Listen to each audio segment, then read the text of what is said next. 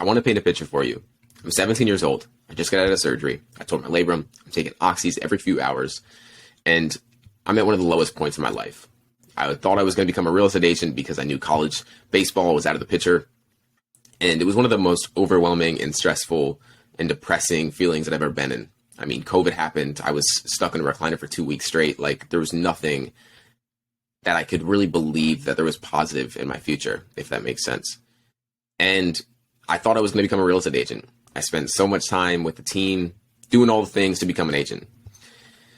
Not long after, until I was about to turn 18 so I could actually take the test to become an agent, I thought, I don't want to get to the end of my life regretting what I could have done just because I was scared or if I didn't feel ready enough to actually take that step towards what I actually felt aligned with. And so I made a massive investment into myself, over $7,500 into a coaching program to become a coach at 17 years old. I was the youngest person in that coaching program to this date. And that trophy behind me, if you're watching this on YouTube, was a trophy I got from contracting $10,000 in 30 days in that program. I became one of the leading coaches, and I'm to this day the youngest person that's ever been through that coaching program. And I bring that up not to brag, but just to state that I had no idea what was going to happen.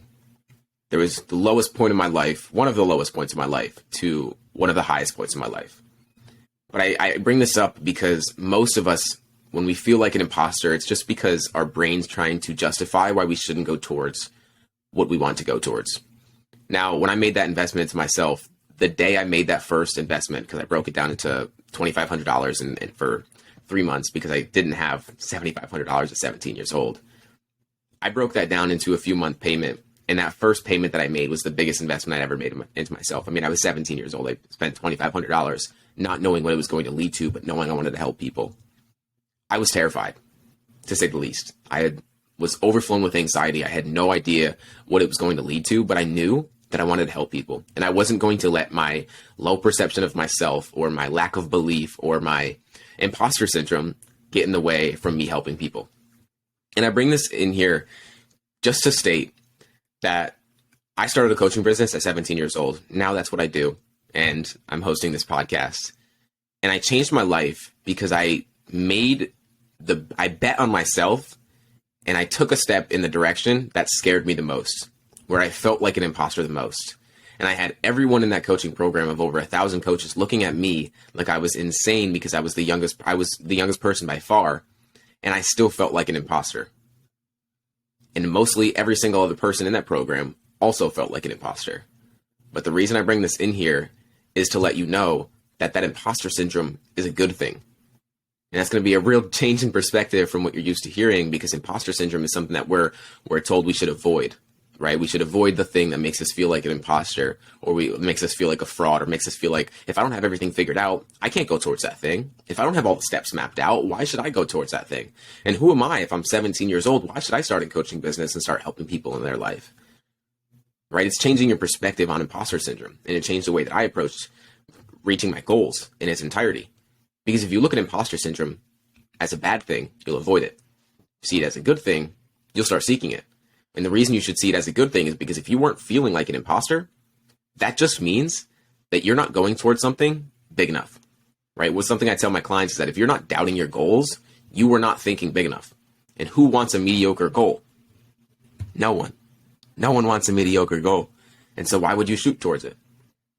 If you don't feel like an imposter, that just means that you're not shooting big enough and it's not scaring you. And if it's not scaring you, that just means you're in your comfort zone.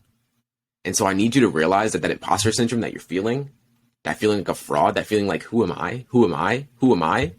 Is a good thing, because it means you're following your heart and you're not trusting your mind, because your mind will bring every single reason why you shouldn't go towards that thing.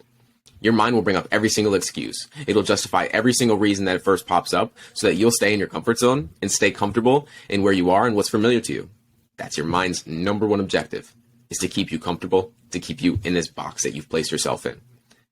But as soon as you realize that box is self-made, and you realize that box can broaden the more that you step out of your comfort zone, and that life that you're trying to create will broaden the more that you step into things that scare the shit out of you, the more that you'll realize that imposter syndrome is something that you should start seeking. It's like failure. It's feedback.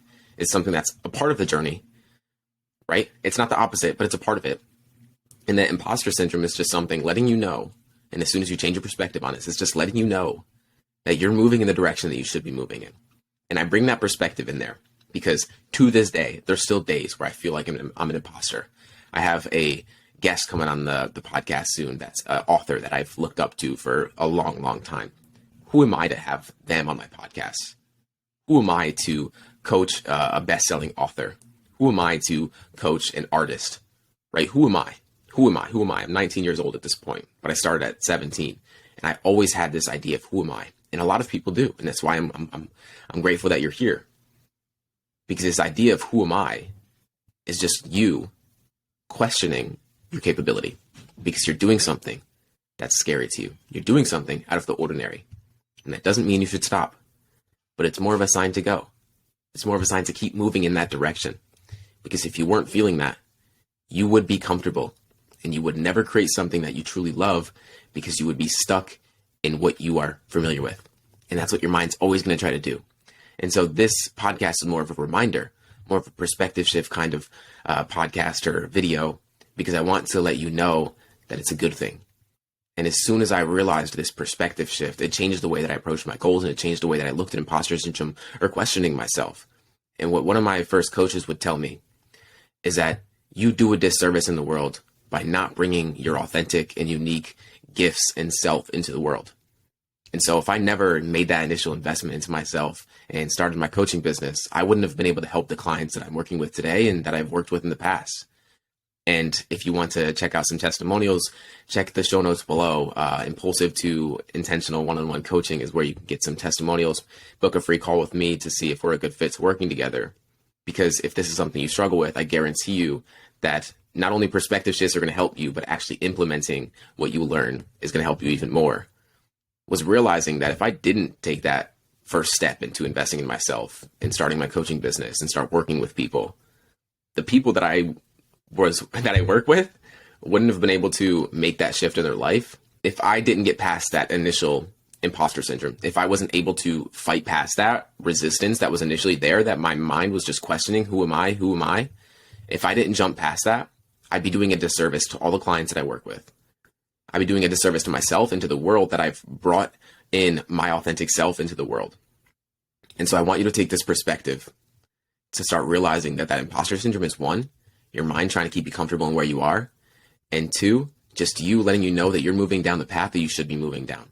Because if you weren't second guessing yourself, you wouldn't be thinking big enough. And that you need to bring your authentic self into the world because you'd be doing a disservice if you didn't. So no matter how much you're second guessing yourself, I need you to internalize this truth. There is only one of you, and no one can bring what you can bring into this world.